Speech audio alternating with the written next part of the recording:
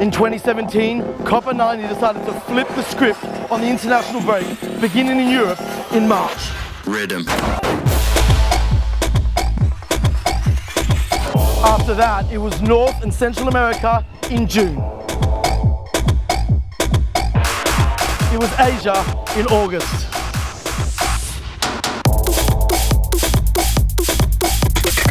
And in October, remember South America?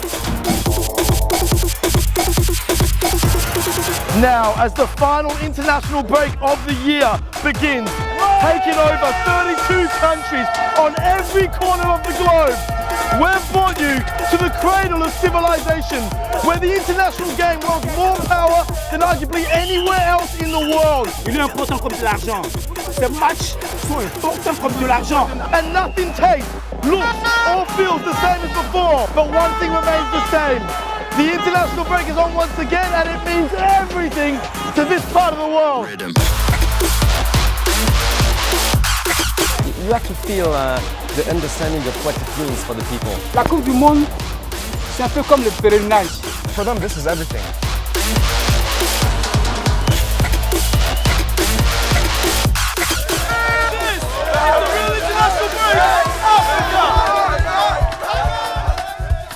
And to show you what the international break really means to Africa, well, we had to bring you here to Côte d'Ivoire, otherwise known as the Ivory Coast, where their national team, Les Elephants, have arguably the most powerful story in all of World Cup qualifying.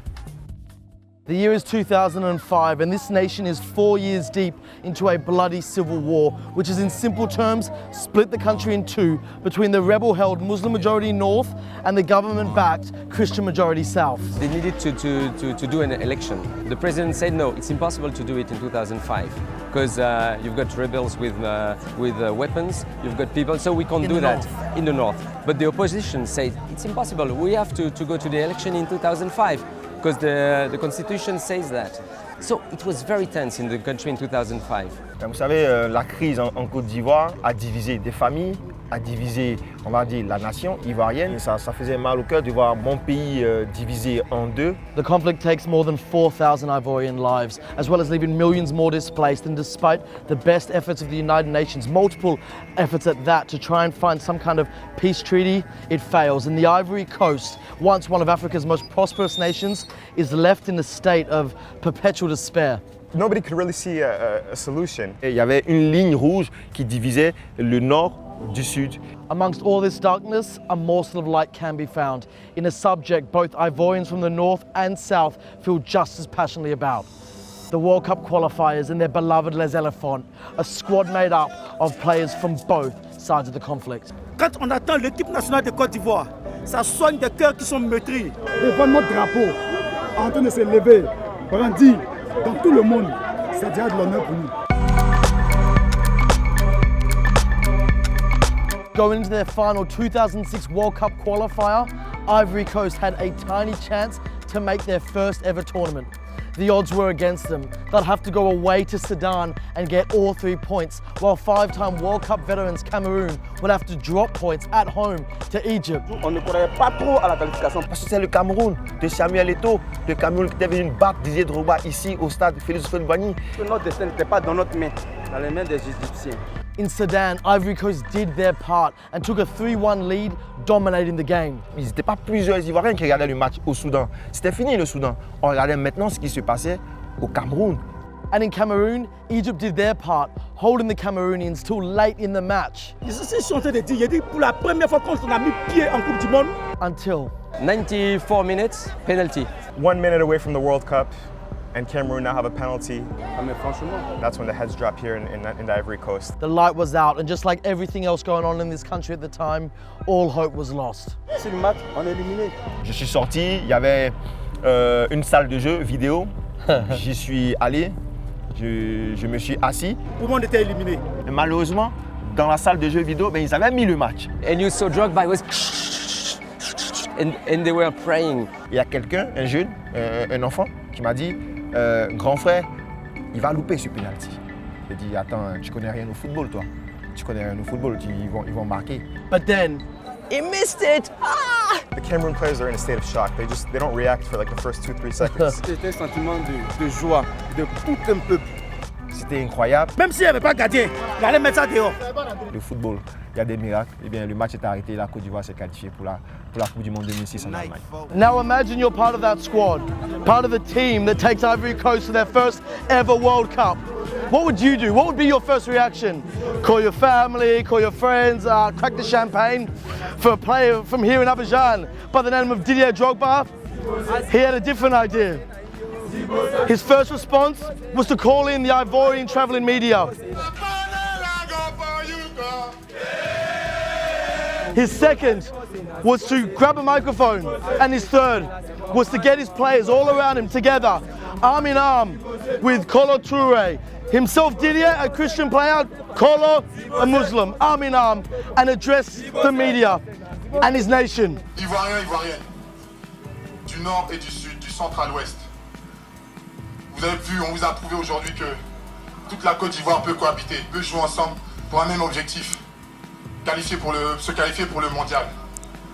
Vous nous avez promis que cette fête allait rassembler le peuple. Aujourd'hui, on vous demande, s'il vous plaît, on se met à genoux.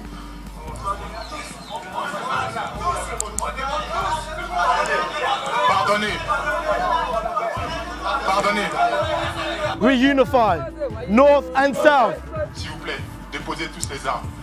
Faites les élections, organisez les élections et tout ira du mieux. Because we're all Les Elephants and we're going to the World Cup. It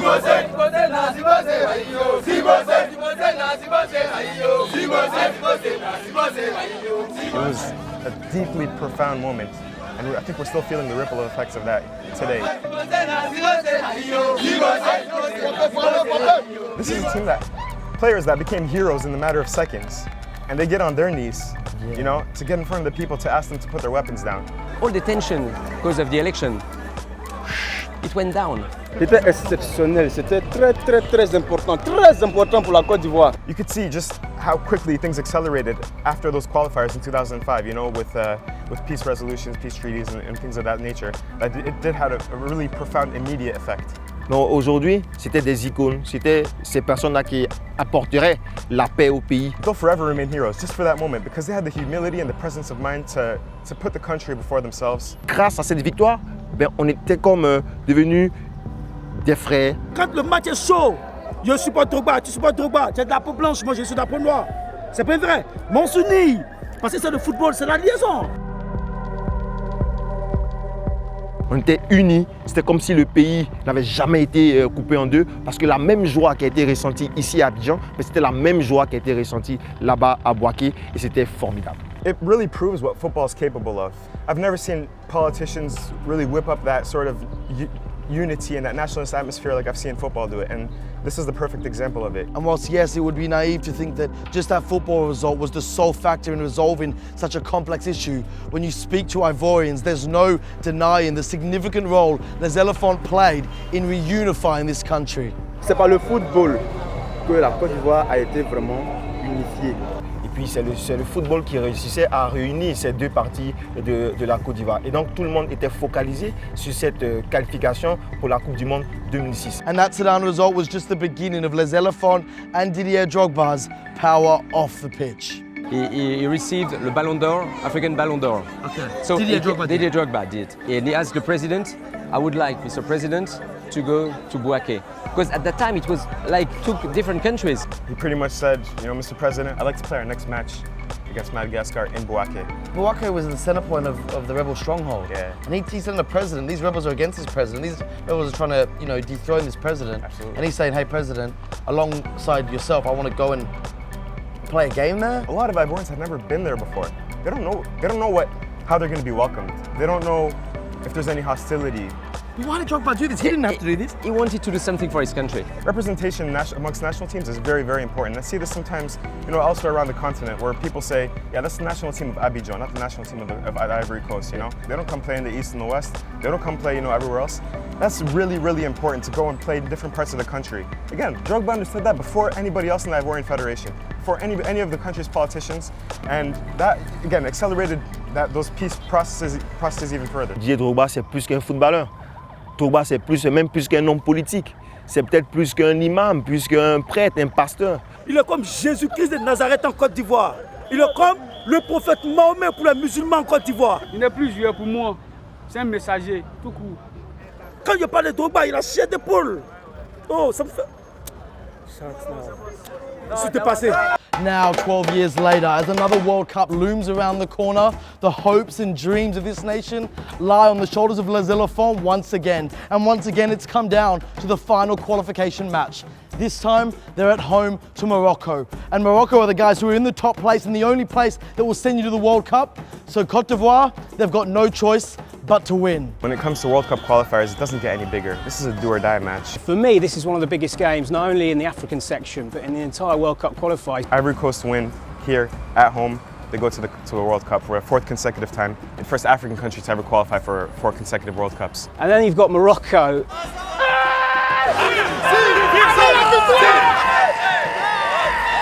An entire generation has missed out on getting to the World Cup. They draw or they lose, Morocco go to the World Cup and they qualify for the first time in 20 years. You don't get many travelling fans in African football, but today the Moroccans have really come out and supported their team. So it's massive for both countries today.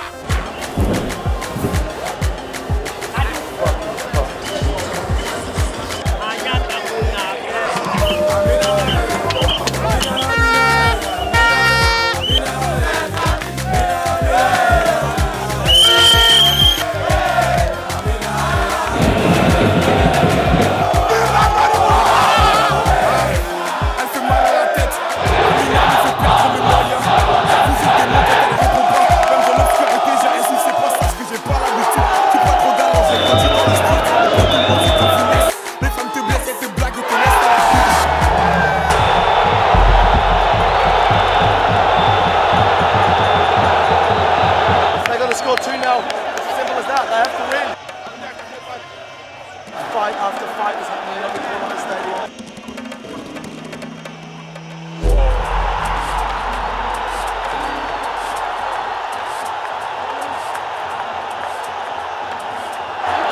Another goal in Morocco.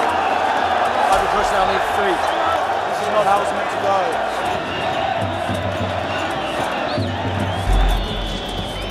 Half time, we're taking a break from the craziness up there because it's just getting a bit too tense.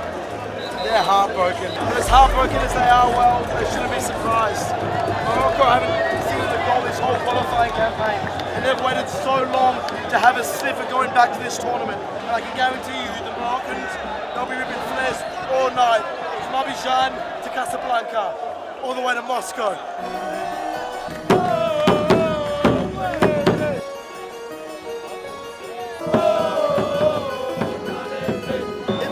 So bad they give him one out for free, but it hasn't stopped people fainting. Another person's just dropped. This is insane. 80th minute, it's all over. It's got to be. The Ivorians are pouring out, and in a great show of sportsmanship, the Moroccans are clapping them out.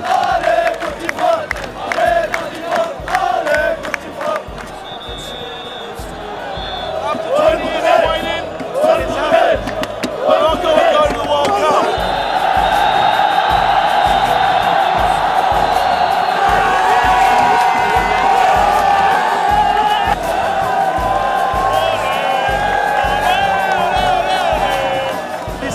To Morocco. And as much as you feel for the Ivorians, this is Morocco's time. Just last week, one of their clubs won the African Champions League. They're about to get the African Cup of Nations, and they're about to try and host the World Cup in 2026. Now they're going to show us what they're made of in Russia.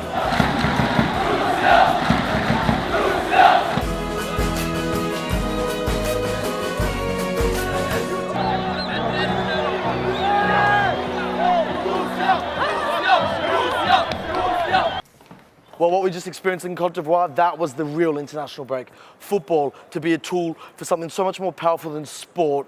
Football to bring out the best in your country. Football to help you celebrate your culture. And unfortunately, football then to break your heart. Lucky for Morocco, they didn't have to experience the last one. And that's it for the real international break this year. It's all done. Now all that's left is everything this has all been leading up to, the 2018 World Cup. And you can bet we'll be there. So Russia in summer next year, I'll see you there.